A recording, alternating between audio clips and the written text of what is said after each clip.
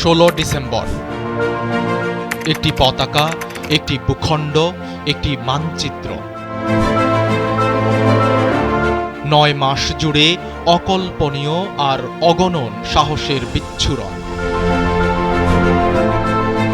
রক্ত নদী, দ্রোহ আর অগ্নিশপথে জন্ম নেয় এক দেশ। 1971 মানে শুধু একটি বছর নয়, 56,000 বর্গমাইলের মালিকানা। লাল সবুজের পতাকা মানে শুধু কাপড় নয়, এটি দ্রোহ, এটি শপথ।